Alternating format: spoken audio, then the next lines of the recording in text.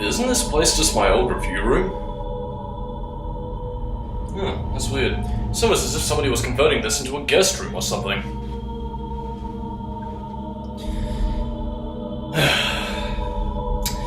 Given my past experience with locked doors, I'm guessing that this is probably going to be locked until I review a certain video game, which will magically unlock because of reviewer storyline bullshit.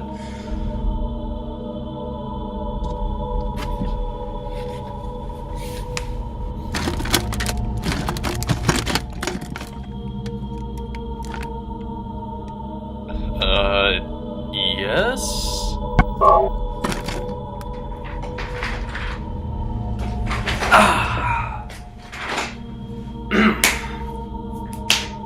Well, let's review Silent Hill.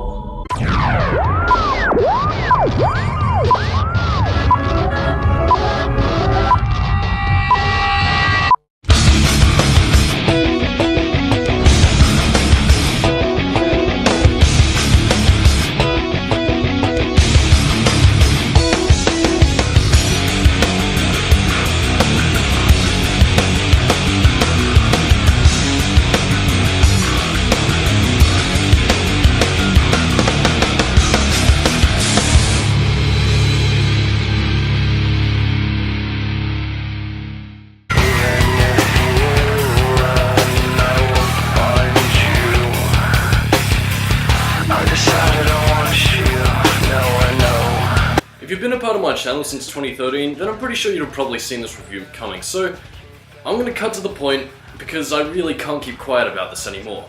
Let's talk about Silent Hill. With the survival horror genre coming into prominence in the mid to late 90s, former gaming company Konami decided to try their hand at the survival horror thing with a little game of theirs known as Silent Hill. With development going as far back as 1996 and a team comprised of failed developers actually intending to leave Konami at the time, the soon-to-be-named Team Silent were banded together by Konami to create a survival horror game that was expected to rival or surpass the likes of Alone in the Dark and Resident Evil. And after a short period of the team thinking, holy shit, we have no idea what we're gonna do, Team Silent soon came to the agreement that the general concept of the game would be based on fear of the unknown.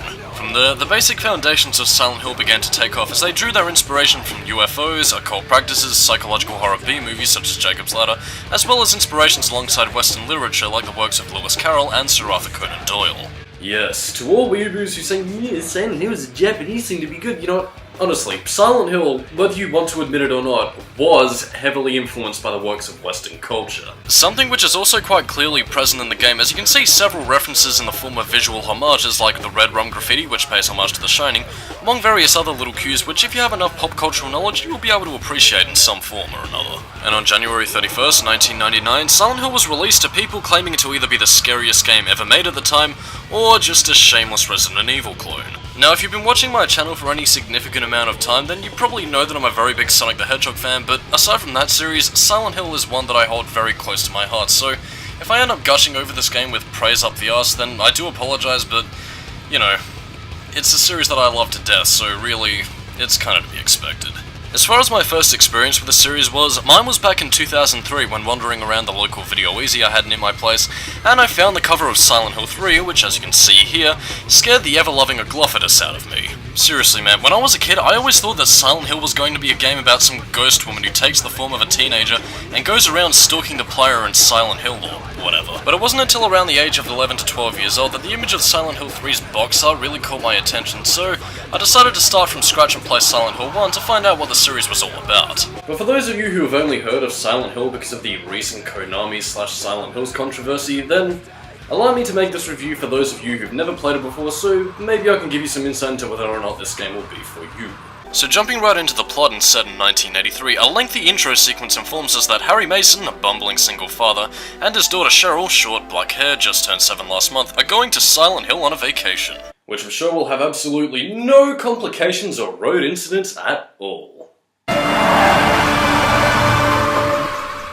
Harry awakens sometime later to find that Cheryl has gone missing and as such sets out to find her in the thickly covered fog streets of Silent Hill. And apparently Harry Mason is also a member of the Weapon X program because even despite a car accident of that nature which would probably entail some broken bones, Harry just walks it off in search of Cheryl. Now before I continue, I just want to say that seeing as Silent Hill is very dependent on the player's first time experience to truly get invested in a lot of the horror, and a lot of the alternative endings, I'm going to be putting up a timestamp here so that it'll allow people to get a spoiler-free review, but honestly, no matter what way I spin it, I'm going to be talking about the plot regardless, so here you go.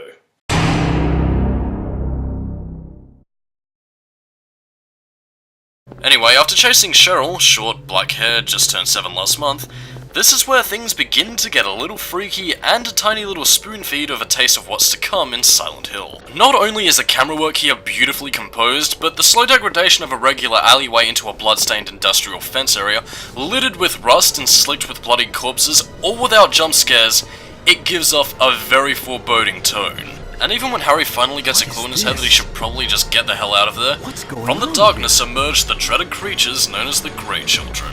Or the Mumblers if you live in Australia. And speaking of which, it's time for Skully's fun fact of the week. The supposed reason why the Grey Children were removed from the PAL versions of Silent Hill is apparently because in the 1998 E3 demo of Silent Hill, they looked a little bit too much like actual children, as you can see from the brief amounts of footage which show the monsters being more flesh-coloured rather than the pale ones you see in the final game. Getting back to the plot, however, Harry awakens in a cafe to find my favourite character in the game, Sybil Bennett, giving you a look that says, "You've got some explaining to do, buddy." The two introduce each other as Sybil questions Harry about the vacancy of the town and the mysterious reason as to why all phone and radio communications have been unresponsive. And mimetic line in 3, 2, 1. Have you seen a little girl? Just turned 7 last month, short, black hair. My daughter. With the two coming to the conclusion that something beyond their comprehension is going on, Harry turns to leave, explaining to Sybil that if Cheryl's out there, then God knows what kind of danger she'll be in, so Sybil, being the ever-trusting one, offers Harry to take her gun. Isn't it nice how police officers are so trusting that they'll offer random strangers a gun? It's a good thing that that's how that kind of thing works in real life. Of course I say that, but Sybil does tell Harry what should already be common sense and that he should make sure he knows what he's shooting at, and not to do it unless he has to, which to a more observant player is indicative of gunplay, and is more or less a tutorial on how to deal with enemies while using guns. Anyway, one little moment I'd like to point out before we continue is how the jump scares are handled in this game. And I know every horror fan is under the mindset that jump scares are just cheap ways of getting people scared, but honestly, the true way of making a jump scare frightening is based on timing, execution, and subtle clues as to its build-up. And the scene in the cafe, to me, is one that serves as a perfect example of this. You have Harry wandering around the cafe collecting items, no music or ill atmosphere to indicate that there's something wrong. You go to pick up a map, you see a small hint of a creature in a blink and you'll miss it moment. You go out the door, suddenly the radio emits static, and then upon approaching it... And there. No scare chords, no provocation, and best of all, the build-up was a very blink and you'll miss it moment, leading to first-time players to promptly get a new pair of trousers. Anyway, it's in that moment that Harry puts together that since the radio had emitted static when the air screamer was in close proximity, he finds that he should probably take it with him for safekeeping. Returning to the alleyway where Cheryl initially ran off, Harry reaches the end to find Cheryl's sketchbook and a message saying that she's at the school, which leads Harry to travel to Midwich Elementary School. With the skies darkened and the creatures becoming more ferocious in their attacks, Harry soon discovers that the Grey Children from the alleyway are also infesting the school, which has him on his toes while he searches around for Cheryl. Upon completing some puzzles and heading down into a clock tower, Harry hears the faint sound of a World War II siren in the background as he emerges to find some strange symbol in the school courtyard. And when stepping back inside the hallways, Harry notices that the same hellish world he found in the alleyway has also manifested itself into the school. This is what Silent Hill fans will come to know as the Otherworld. A place which embodies somebody's psychological state of mind and terraforms a landscape based upon their darkest fears, neuroses given physical form.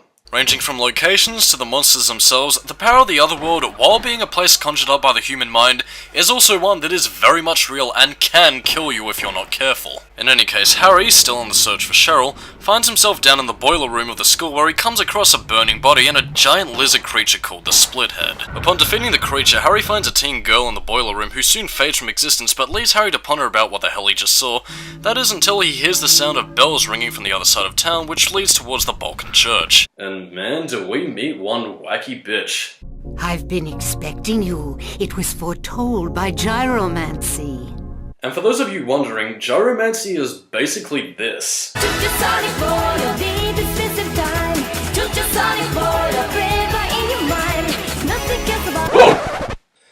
Whoa. I think I just saw the face of God.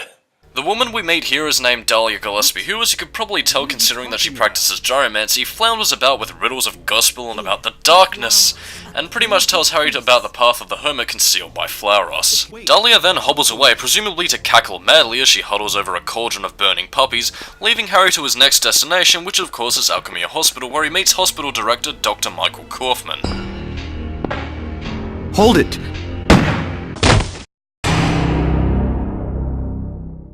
Okay, that didn't happen, but honestly, Dr. Kaufman's a pretty shit shot if he missed at point-blank range. Anyway, Dr. Kaufman is thankfully a lot more sane than Dahlia Gillespie, although he does come off as a lot more suspicious, as he keeps his sentences brief and leaves shortly after Harry asks about Cheryl, short, black hair, just turned 7 last month, without so much as a goodbye. From there, Harry explores the hospital, leading to his discovery that somebody who has apparently trashed Dr. Kaufman's office, leading to Harry collecting a mysterious red liquid, later named Aglophidus. After that, when entering the elevator, this leads to another one of my favourite mindfuck moments of Silent Hill 1. It begins with Harry entering the elevator of the hospital with only 3 floors. Harry goes to level 2, but finds that the entry to it is blocked, so he goes back and tries the 3rd level, only to get the same result. But when he enters the elevator a 4th time, he finds a button that will take him to the 4th floor. Now it's time for another Skully's Fun Fact of the Week, Day... no, who gives a fuck.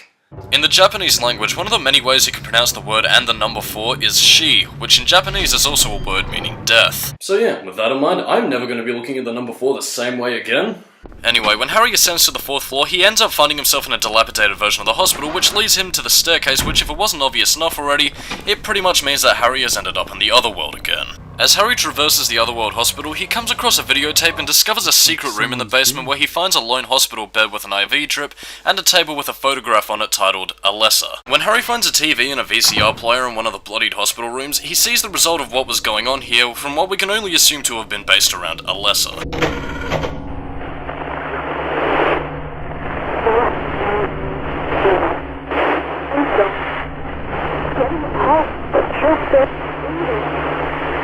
Even when I just so blue. Why? In that time? There's wonder. What I was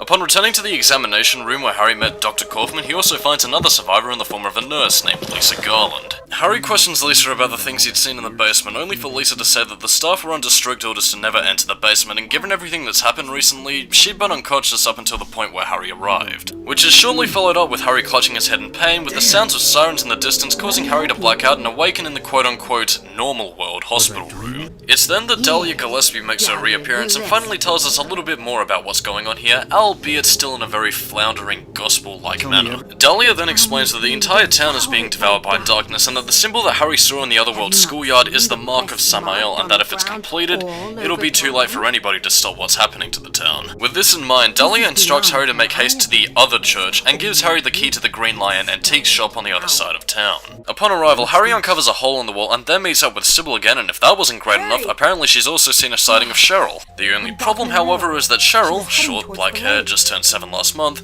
was walking over the destroyed chasms of Barkman Road, which prevented Sybil from leaving town. It's also in this scene where Harry mentions his experiences with Dahlia Gillespie, which in turn has Sybil remark about her own reason for going to Silent Hill, which was to find out who was behind the drug trade that was going on in the town, with Sybil suspecting that Dahlia might have something to do with it. Moving on to more pressing matters, when the topic of the hole in the antiques shop comes up, instead of letting Sybil, a trained police officer, investigate, Harry decides that it's time to put on the man pants. I'm a cop. I should go. No, I'm going. Yeah, but Harry, she's a cop. I mean, surely... No, I'm going. Look, dude, I know, but... No, I'm going. Yes, but Sybil can... No, I'm going. Seriously, she's... No, I'm going. Harry, for God's sake, man, you... No, I'm going. Whatever, man. Your funeral. Harry investigates the hole to find an altar inside, which, in a stunning turn of events, ends up being the other church that Dahlia mentioned back in the hospital. Upon turning to leave, the chalice containing white powder suddenly sets itself ablaze, which when Sybil checks in, Harry has suddenly disappeared. Awakening back in the hospital, Lisa informs Harry that he passed out and was just having a nightmare before Harry asks her about Dahlia Gillespie, to which Lisa explains that her child died in a house fire and has been driven mad ever since. When discussing Dahlia's words about the town being devoured by darkness, Lisa expounds that before Silent Hill became a resort town, the people of Silent Hill were a little bit more on the religious side. Everybody followed some kind of queer religion. Weird occult stuff. Black magic, that kind of thing. Well, to be perfectly honest, if I knew anybody who practiced gyromancy on a daily basis, I'd stay away from them too. Lisa goes on to say that as the years went by and Silent Hill began development into the resort town that it was today, several key figures involved in the town's development were supposedly killed in accidents. Which, as memos you can find throughout the town tell you, the mayor and narcotics police officer Gucci were a part of those figures. And this is the kind of thing I mean when I say that Silent Hill is a very story-driven game, because not only is there a greater plot that's being told to you in the cutscenes, but many of the memos and extended materials are essential to understanding everything that makes Silent Hill as messed up as it is. But as if that wasn't weird enough, the world fades from view and then Harry suddenly awakens in the otherworld version of the Green Lion's antique shop with Sybil nowhere in sight. It's also at this point where Harry really begins to question whether or not what he's seeing is real, pondering whether or not this is all some kind of crazy dream and he's just lying in a hospital bed somewhere. In any case, Harry recalling that Sybil mentioned Cheryl, short black hair, just turned 7 last month's location was on Barkman Road, Harry runs back to the hospital to see if Lisa can tell him how to get there. When Harry arrives back at the hospital, he asks Lisa for her help, in which she explains that there's a sewer network connected to Midwich Elementary School which leads to the Lakeside Amusement Park. Before Harry goes off on his merry way, Lisa stops him, understandably frightened that she's going to be alone in a hellish nightmare world filled with doctors and nurses that want to stab her brains out. And it's with this that Harry offers to take her with him, saying that even though he might not be powerful enough to deal with those monsters, he'll do all that he can to protect her. And so Harry and Lisa leave the hospital, find Cheryl, escape from Silent Hill, and they all live happily ever after. No, instead what happens is that Lisa tells Harry that she feels as if she's not allowed to leave the hospital, to which Harry responds that as soon as he finds Cheryl, he's coming right back to help Lisa escape too. But after fighting a giant moth, the other world then shifts back into the fog world, and Harry continues his way into the sewers, then through the waterworks, and then he emerges into South Park? Anyway, Harry stumbles into a bar where he finds Dr. Kaufman wrestling with a mumbler, to which Harry shoots the creature and leads to a very impersonal conversation where Dr. Kaufman hopes that the military will roll through and save them. And then, just like last time, he leaves with Harry's last question being of whether or not he knows who Alessa is, to which he just responds with No. As Harry explores the bar, he finds Dr. Kaufman's wallet, which contains a key and a receipt. And this begins a side quest that will determine whether or not you get the good or the bad ending of the game.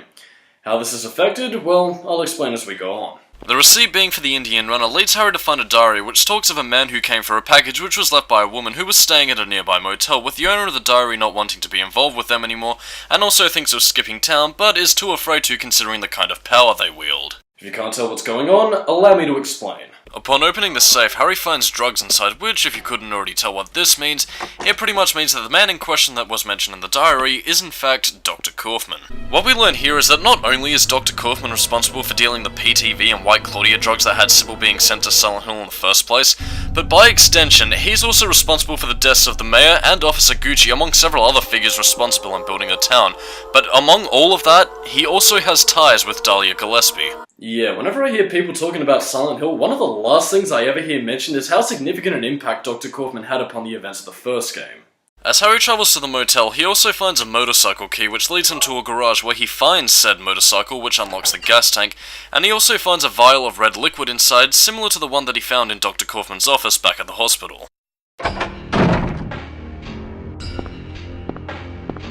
Give me that! What is this? That's none of your business. Unless you want to die, keep your mind on business.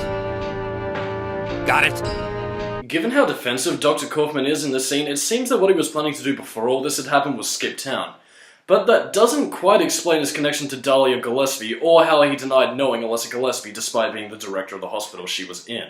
Anyway, moving on with the game, Harry continues his search for Cheryl, but this time he's consciously awake as the world of darkness shifts into the other world, in which Harry comments that it's like the nightmare is becoming reality. As Harry progresses to a small boat, Harry meets up with Sybil again, who followed Harry through the sewers, and both begin to talk about how Harry's certain about whoever's behind the other world and the monsters has Cheryl at the center of it all. Suddenly making her reappearance, Dahlia Gillespie then rambles on about a religious spiel about how the demon is awakening and swallowing up the land, and that if Harry doesn't stop it, everyone will die. Dahlia explains that the demon causing all this horror is actually the girl he saw in the boiler room of Midwich Elementary School, and has been responsible for leaving the mark of Samael all over town, with only 2 locations left for the demon's mark, and those of which being the Lighthouse and Lakeside Amusement Park. Eager for action, Sybil decides to help check out the Lakeside Amusement Park while Harry checks out the Lighthouse. And before Dahlia vanishes off to go do old womanly things, or so I assume, she tells Harry that he will have to use the flower rolls to destroy the demon. Unfortunately for Harry, he arrives too late to find that the demon has already left the mark of Samael on top of the lighthouse and vanishes before Harry has a chance to do anything. As Harry returns to the boat and not seeing Sybil anywhere in sight, he decides to head to the Lakeside Amusement Park in hopes of helping her in case the demon decides to show up there. Making it to the Lakeside Amusement Park, Harry finds Sybil there only for the policewoman to suddenly have a change of heart and begin to attack Harry with her pistol. However, it seems that Sybil was under the control of some kind of parasite, which leaves Harry with 2 choices. 1, kill Sybil, or 2, save Sybil by throwing logic completely out the window, and as well as throwing the red liquid at her that Harry found at the hospital. Now, jumping ahead a little bit, I do have a bit of a rant incoming, but the supposed canon pathway is to have Harry kill Sybil. But you know what? Fuck the canon pathway. Maybe I'm biased because Sybil's my favourite character in the game, but for the good plus ending to be canon makes a lot more sense to me because it's upon saving Sybil that we learn from a conversation afterwards that Cheryl isn't Harry's biological daughter. He explains that because his wife Jodie Mason couldn't conceive, likely due to her illness, that she and Harry had found Cheryl on the side of the road, seemingly abandoned, and decided to take her in as one of their own. And it's because we saved Sybil that we actually get to know this crucial bit of information, and do you want to know why the regular good ending bullshit became canon? One reason.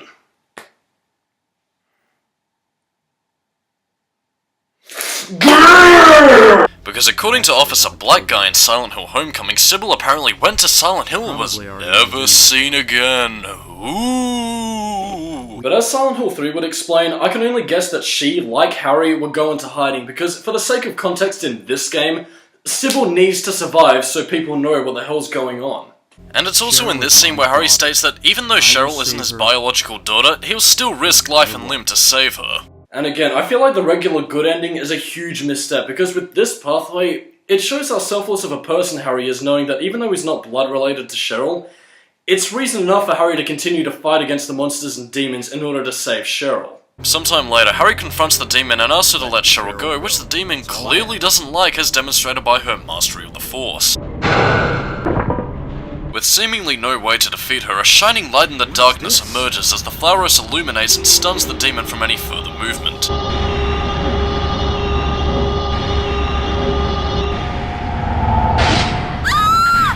Suddenly, Dahlia Gillespie appears where the demon is in fact Alessa, who refers to Dahlia as her mother, meaning that Alessa was the kid who died in the fire and was being kept inside the basement storeroom of Alchemia Hospital.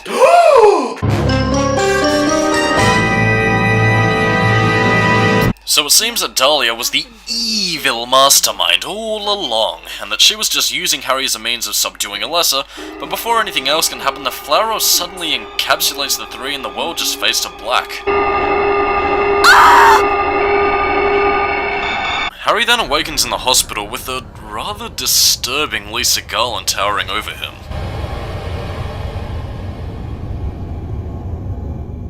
Lisa explains to Harry that she went down into the basement storeroom and had the creepiest feeling that she'd been there before. Then she suddenly begins to break down, causing her to run from Harry and into the hallway. Upon going to follow Lisa, Harry finds an elevator on the other side and feels as if he's being summoned. Where we are now in Silent Hill is a place called Nowhere, or as I like to call it, you're fucked.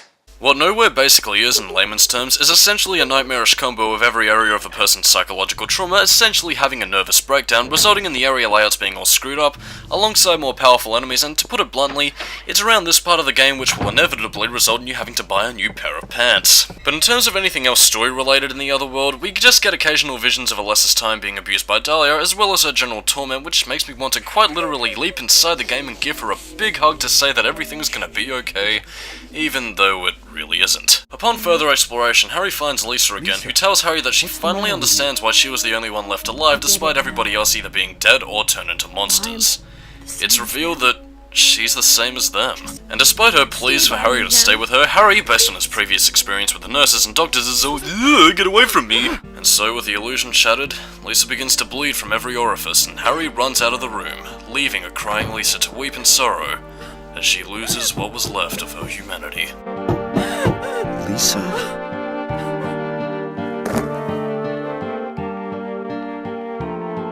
So naturally, after heading back in there, Harry finds that Lisa has completely disappeared with only her diary being left on the floor. It speaks of how she wanted to quit her job after being in charge of a patient who, despite still being alive, has wounds that won't heal. It goes on to detail how Lisa herself was beginning to suffer from withdrawal symptoms of a drug which included hallucinations and vomiting. This is only further confirming suspicions that the video found in the Otherworld Alchemia Hospital, the nurse who was talking in that one was actually Lisa, who was responsible for Alessa's care, and that many of the hallucinations seen throughout that might have been the result of Alessa's psychological torment being projected upon Lisa, and as a final act of kindness from Alessa, Lisa is bestowed the last illusion of her humanity, which, in the other world, seeing as now everything's become nowhere, she's essentially losing control, and as a result, the veil is completely being destroyed. Later on in the other world, Harry finally gets a little bit more insight into the Gillespie fire that reveals how Alessa was burned to a crisp due to a boiler explosion, which Silent Hill Origins would later retcon to be part of a ritual that Dahlia had in progress before Travis Grady came in and saved the day, essentially. In addition, Harry comments that this also happened on the same day that he and Jody had found Cheryl. One of the last things in Nowhere to talk about will be the scene in Alessa's hospital room where shortly after the events of Silent Hill Origins we find Dahlia, Dr. Kaufman, and two of his subordinates talking about how the other half of Alessa's soul is lost, to which Dahlia suggests, "We'll use a magical spell to recall Alessa's lost soul. Meanwhile, with Sybil Bennett, she manages to find and confront Dahlia, who speaks about the Seal of Metatron, which as it turns out was what Alessa was leaving behind to seal the town in the Otherworld permanently, so that Dahlia and her evil plans couldn't be completed. However, thanks to Dahlia manipulating Harry, that really didn't turn out so well. Once Sybil is out of commission, Harry demands to know where Cheryl is, only to be revealed that Cheryl is in fact the other half of Alessa's soul, now restored to her former self. Dahlia then explains that her plan for Alessa was to have her birth the town's god using a ritual that would impregnate her as it has been for 7 years, which would have worked had it not been for Alessa's own efforts combined with Travis Grady's interference. But now that's all too late as Alessa's spirit and physical body transform and combine to become the Incubator. However, suddenly Dr. Kaufman makes an appearance, shooting Dahlia, noticeably pissed off that Dahlia had double-crossed him, and comes bearing the unknown red liquid, now known as a Glophitis, which he is going to use to stop Alessa from birthing the town's god. Stop it!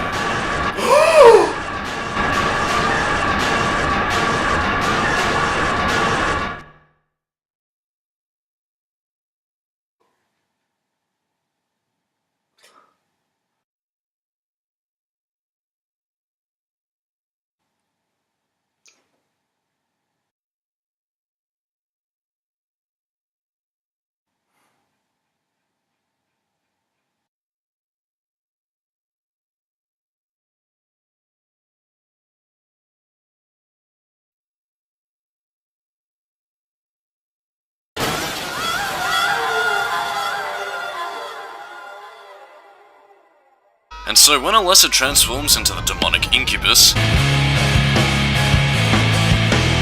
I wish it was that incubus. After the creature kills Dahlia, Dr. Kaufman is all like, "Harry, you take care of this, I'm going home." Once Harry defeats the incubus, it returns Alessa to her human form, and she imparts a reincarnation of herself, which Silent Hill fans would soon come to know as Heather Mason, and opens up a portal for Harry and Sybil to escape. Dr. Kaufman also tries to escape, but finds himself being really pulled by Lisa Garland, and as a result stays in Silent Hill as it's being destroyed. As Harry and Sybil emerge from the otherworld with a baby Heather Mason in Harry's arms, using the intro cutscene of Harry's wife, Sybil basically ends up replacing her. Which only further cements that Sybil Bennett and Harry Mason are the only one true pairing of Silent Hill, and anyone who argues that the good ending is canon, I will destroy you for denying true love. And that, my friends, is the plot to Silent Hill 1. Ordinarily, I wouldn't have spent so long talking about the story, but in the case of Silent Hill, the finer details really make up for a lot of the depth in the series, because it's in those details that they flesh out the influence of not only Dr. Kaufman,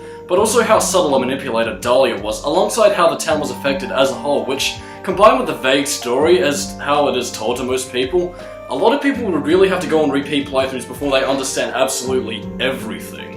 In terms of negative critiques, I'm honestly hard-pressed to say anything, but the only thing that really rubbed me the wrong way in terms of plot is really just how Dahlia summoned Cheryl to Silent Hill, which to me, seems a little bit more contrived than it really needed to be, since Harry initially just wanted to go to Silent Hill for a vacation, but aside from that, I have no real complaints. And though many prefer the more emotionally driven plots beginning with Silent Hill 2, I do think that what Silent Hill 1 has to offer in terms of a submersive horror experience, it more than makes up for that in my opinion. As for the other endings, I will list them as such. The good ending is achieved by doing the Dr. Kaufman side quest but leaving Sybil to die, and I will remind you that this ending is not canon because fuck Silent Hill Homecoming, and it basically ends up with just having Harry and Heather escape alone. The bad plus ending involves you trying to save Sybil but not doing the Dr. Kaufman side quest, which basically ends up with Harry defeating the incubator, but Cheryl saying her final goodbyes as her soul finally pitter-patters off to wherever the hell it needs to go, and Harry essentially just giving up on life despite Sybil trying to snap him out of it. And of course the bad ending is that Harry was dead all along! And so then I doused him with gravy.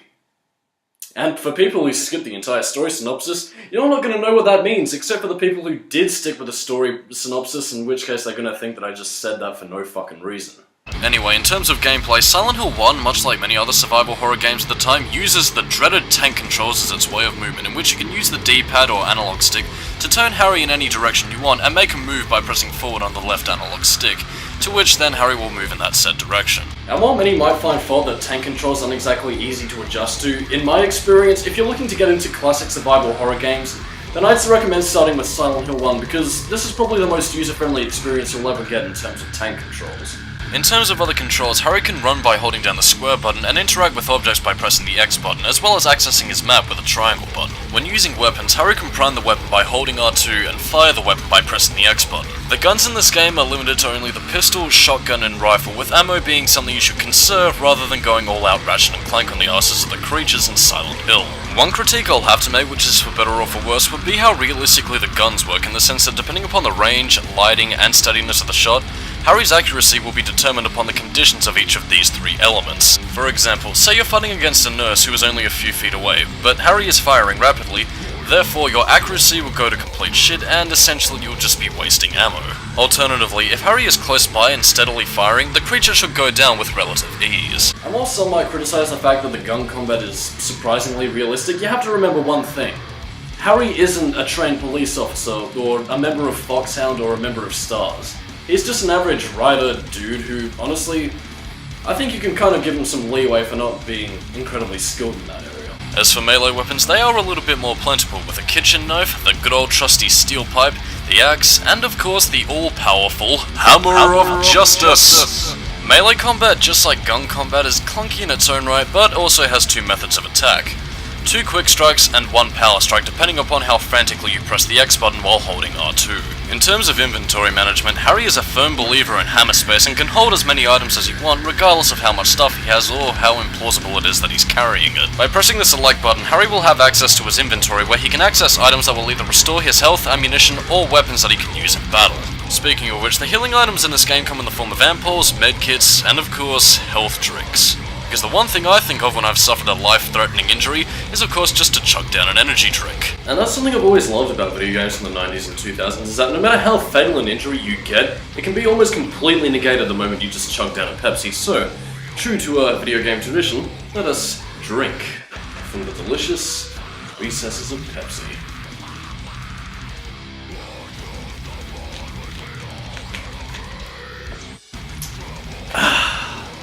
But of course, where would Silent Hill be without the iconic flashlight and radio? The flashlight, for obvious reasons, is used to see where you're going in the dark and is damn near essential for the otherworld segments as there's very little light to be found in those places, whereas the radio was used to detect nearby monsters so you can either try and run and avoid them, or attempt to fight them off. God help you if you ever play hard mode with the radio off. As far as puzzles are concerned, many of them are quite clever and hidden behind riddles which give clues as to the solution of the puzzle. Although one detractor in my opinion would be the overly vague Valve puzzle before the split-head boss fight in the Otherworld School. One last thing I would like to note is to how enemies respond to you regarding certain conditions. For example, the creatures respond to light and sound, meaning that an effective method of sneaking past them is that you can turn off your flashlight and radio to avoid confrontation. You know, it's amazing how the gaming industry today has like big budget games just bigging up how they have advanced fish AI as one of their major selling points, when games like Silent Hill have been doing something on that scale since 1999. In terms of mission structure, your objectives are defined by the events in the story, and usually you're given a pretty clear indication of where to go next, although to achieve the endings, it's usually in your best interest to explore the town to its fullest. But I couldn't conclude this segment without talking about New Game Plus mode. After completing your first playthrough, you're granted access to new items and weapons for your second playthrough. These items are gasoline, which can be found at the gas station, the rock drill, which can be found at the drawbridge, a chainsaw that can be found at Cut-Right Chainsaws, and of course, a channeling stone. The channeling stone holds particular significance as it is used at the school roof, Alchemia Hospital courtyard, the motel parking lot, the boat, and of course the roof of the lighthouse, which will summon Ailamal. Now, like any sane human being, upon being greeted by the great Furon Empire, Harry just asks them if they've seen Cheryl, short, black hair, just turned 7 last month, and like many Ailamal, they just shoot Harry with their Zap-O-Matic and take him aboard their spaceship, where I can only assume that they're going to insert sharp things into his anus. But they do have a pretty funky theme song though.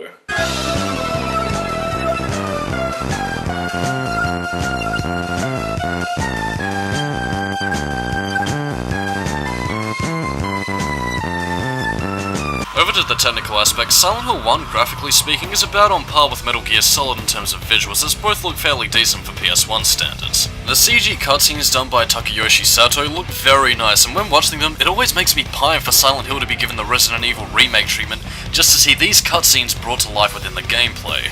Although, he did give us a little bit more of Dahlia Gillespie than I think any of us ever wanted to see. But where Silent Hill 1 really shines is how it uses the technical limitations of the Sony PlayStation to its advantage, as the fog used in-game used to cloud your vision was Team Silent's way of disguising the draw distance, allowing for what was initially a limitation to become a staple of the Silent Hill series that many see as iconic. Only adding to that would be the design of the monsters and the symbolism pertaining to those creatures. For more information on the creatures and monsters of Silent Hill, be sure to check out the Silent Hill Creature feature, featured on Skully's channel.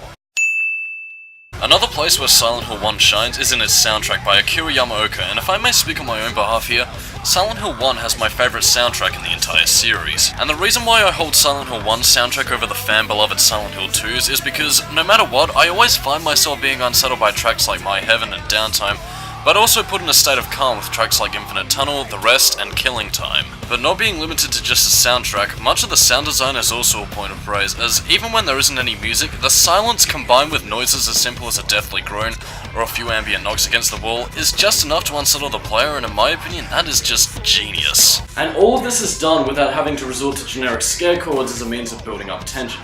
Something that I feel is missing from a lot of horror media nowadays. As far as voice acting is concerned, it really does vary from character to character. I mean, sure, some are gonna say that the voice acting has aged terribly, but keep in mind here, this is the 90s we're talking about, a time in which when voice acting was expected to be of this style of quality. Oh no! Our weapons are useless! Characters like Sybil, Dr. Kaufman, and Lisa are performed quite well, and I'd say that they'd have held up the best over time. Then you're treated to the hammy-ass voice acting by Dahlia Gillespie with such fantastic lines as Everyone will die. We'll use a magical spell. What a pity.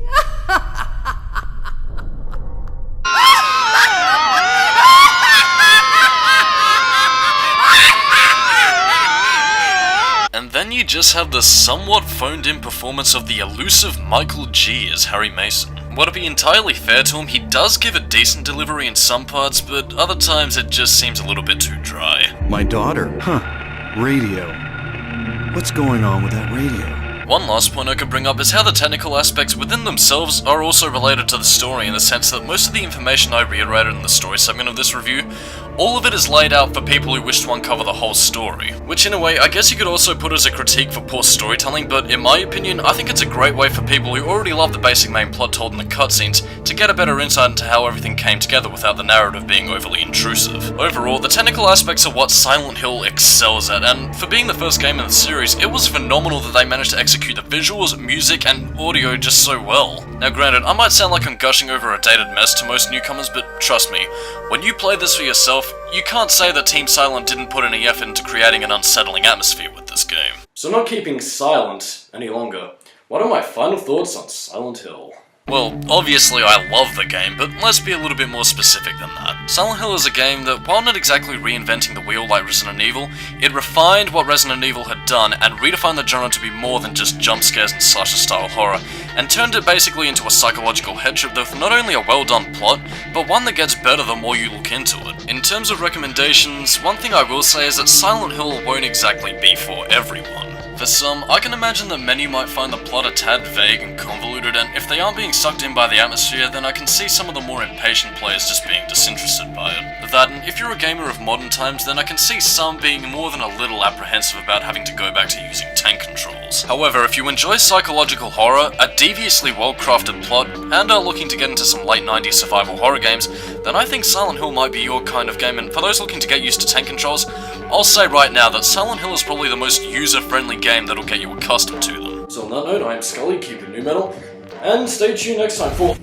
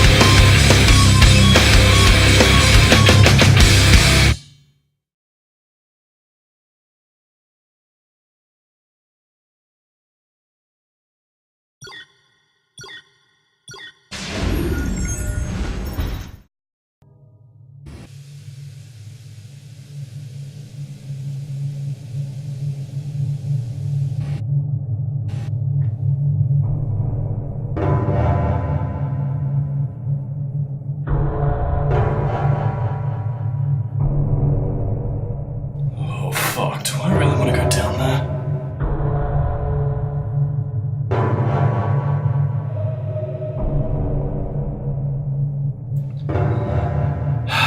Somehow I feel like I'm gonna get myself killed doing this, but... probably dead already.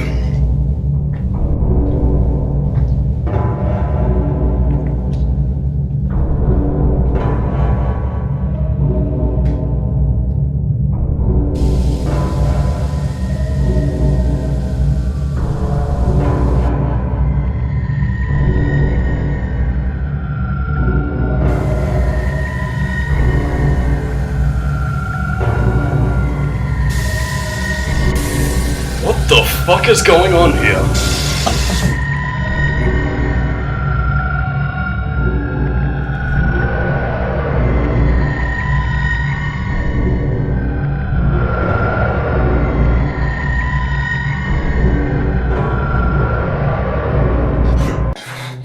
Okay, step 1, figure out what the hell's going on here. Step 2, run the fuck away. Okay, I know somebody's out there, so whoever the hell you are, show yourself. I've had enough of this Session 9 bullshit, so if you're gonna kill me, do it now!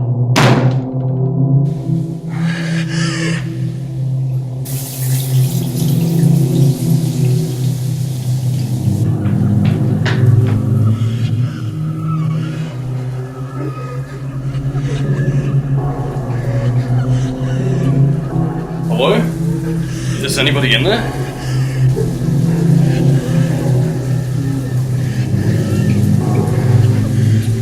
Okay, look, whoever you are, I'm sorry if I scared you, but there's blood everywhere. I need to know if you're okay.